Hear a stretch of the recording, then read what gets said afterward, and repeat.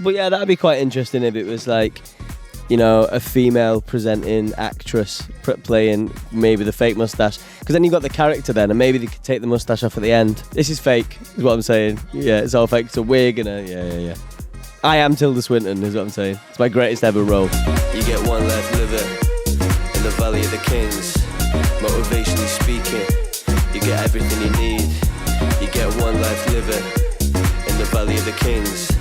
Motivationally speaking, you get everything you need. Yeah, and that was I said if they've played, I have a list of people, and if Dua Lipa and Fontaines have played, then I'll do it.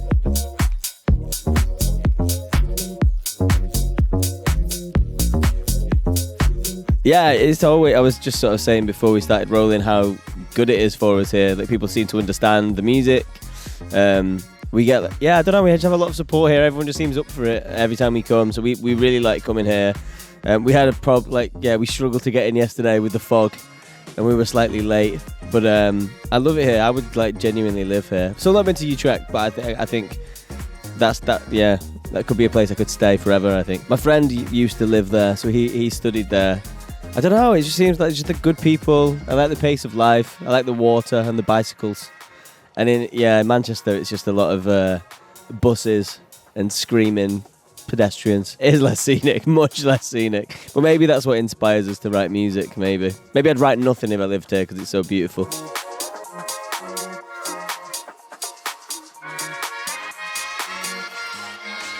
No, big time scared. Yeah, so scared. I think it's just it's like a lot of work. I think that's one thing I had to learn from releasing my stuff on my own, to being like, it's time to put an album out. It's patience, you know, like a few of the songs, like Yoga Teacher that we played last night, that's like nearly 2 years old, and we played it for the first time yesterday. So it takes a while for these things to come round. I'm slightly nervous, but it's because it's personal and it means something to me, and it's like, you know, everyone gets to hear it now, and I hope they like it. But he's my yoga teacher. Release. He's my yoga teacher. Breathe in, hold, release. But he's my yoga teacher. Release. He's my yoga teacher. Breathe in, hold, release. I think they're both a performance, you know. Teaching's a performance, really. It's just a different character. But I was in a high school for 5 years, so I was like a full-on mainstream day-to-day teacher. And then after COVID, when I started doing the music properly, then I was teaching the kids with special needs. And I was still doing 4 days a week. You know, we'd done Glastonbury, and we'd been on tour, and we did Jules Holland in England. And I went back to work the next day teaching. So I was like, I've just been on TV, but the kids didn't care, which was important. No, they didn't care. The parents knew. They were like, something's happening. But the kids were just like, shut up, stop talking about yourself. I was like, yeah, fair enough. Or maybe they secretly did, and they didn't want me to know, which was good, to be fair. That was one of the things that, it was actually quite hard to lose that, because that kind of kept me grounded. It was as carried away as I would have got in my own head. And I'd go in the next day and it was about the kids and it was about teaching. And when I lost that, it was hard because everything was music. And then you sort of get carried away in your own brain.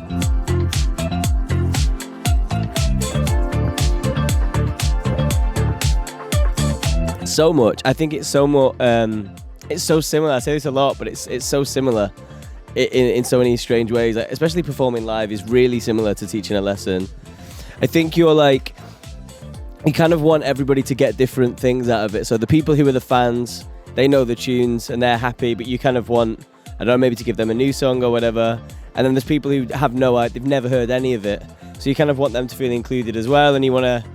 Yeah, it's kind of like, that's what teaching a lesson's like. The people who understand it, you want to challenge them. And then the people who don't understand it, you still want them to be into it as well. So it's very similar. And you've also got to like entertain. There's no harder audience than like a 30, 16-year-old. So I think it's a good training ground.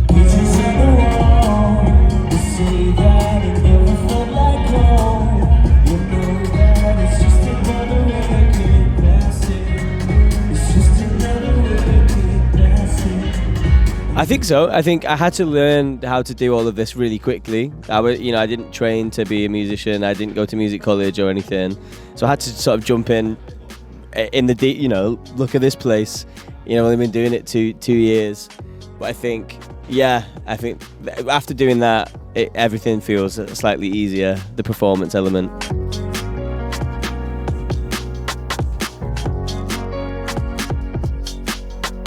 Just a fan like yourself or Vera. just a fan. Just like that's always been my hobby. I'm not like into football, or it's always been music. I've always been going to gigs, so I've kind of, I have an interest in it, but I just never thought I could. I just didn't think it was. I thought it was for other people, and I was always writing. Like I've always been writing things. I've always written things down in my phone or like thoughts or whatever, and I don't know, that just comes completely naturally. It's not something I ever have to try to do, and I just didn't know what that was. I just didn't know where I was going to put that sort of stuff, and then it ended up, I think it was like when the world ended and it was COVID and I was sat at home, I was like, what do I do with my life?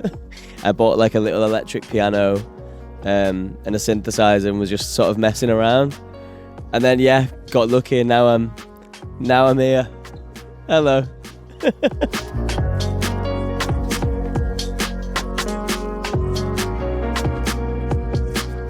Yeah, that's a great question. I think I approached the album like writing a novel. I wanted it to be this world that people inhabited and somewhere that you could go. So you put your Spotify on the bus or whatever, and it's a place you go.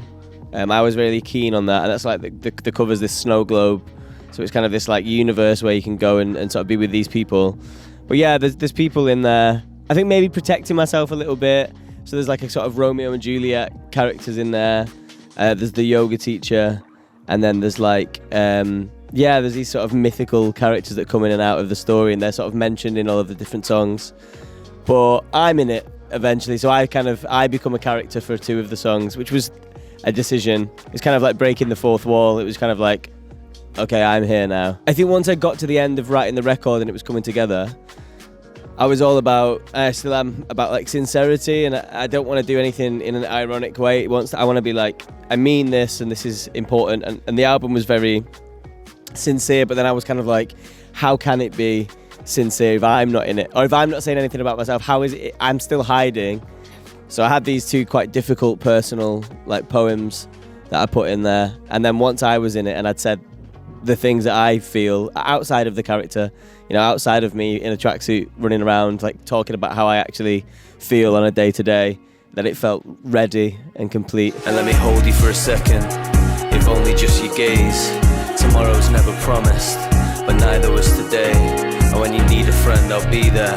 I'm in every city light, eyes wide into the night, eyes wide into the night. Just honest and just sort of saying things that I wouldn't normally say out loud about, insecurities or, how I actually feel away from being like, good evening, Amsterdam, and like, you want everyone to have a good time. But I think once you scratch away the surface, everyone's got things that they're hiding from and running from.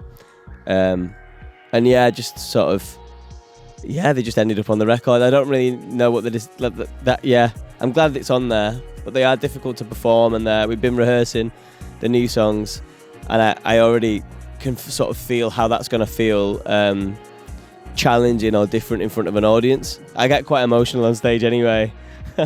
So yeah, God knows, probably cry, but I guess that's fine. Yeah, that's all right. Yeah, that's art.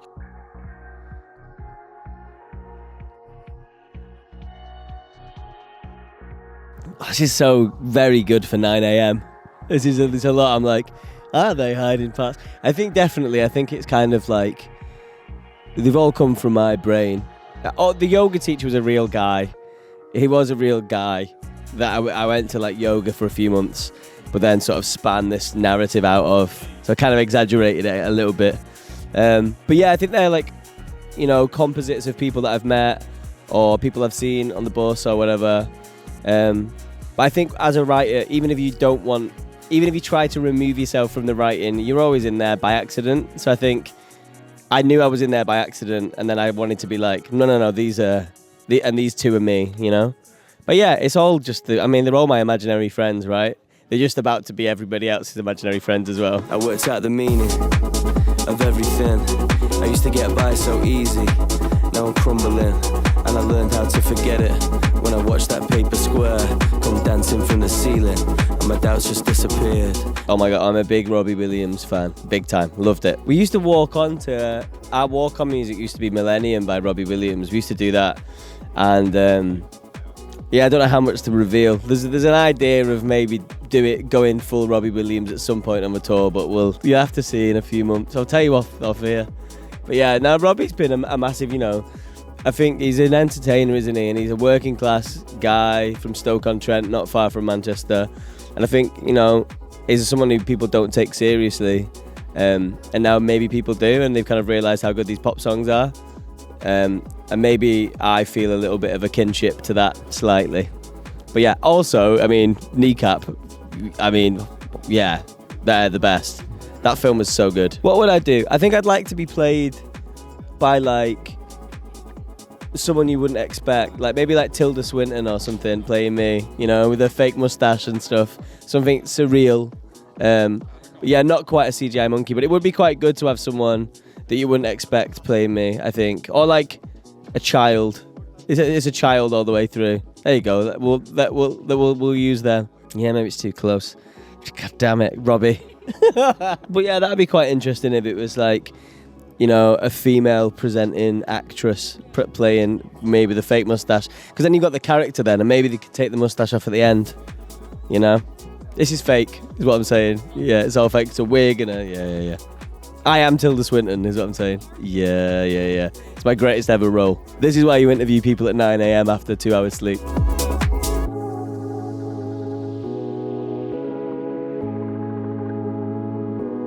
Sort of a release, like a cathartic sort of energy, honesty, sincerity, and like a dance, I think.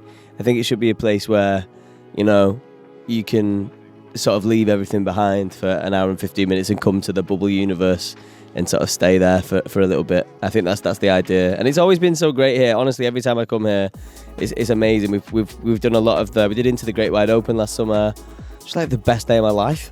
It's just so good, yeah, coming in on the boat and like we had a beautiful show in the woods. We were like last on in the woods and then sort of wandered around the island looking at the stars. It was like honestly so perfect. So yeah, long may it continue. Please keep inviting us here because I'll come here every week gladly.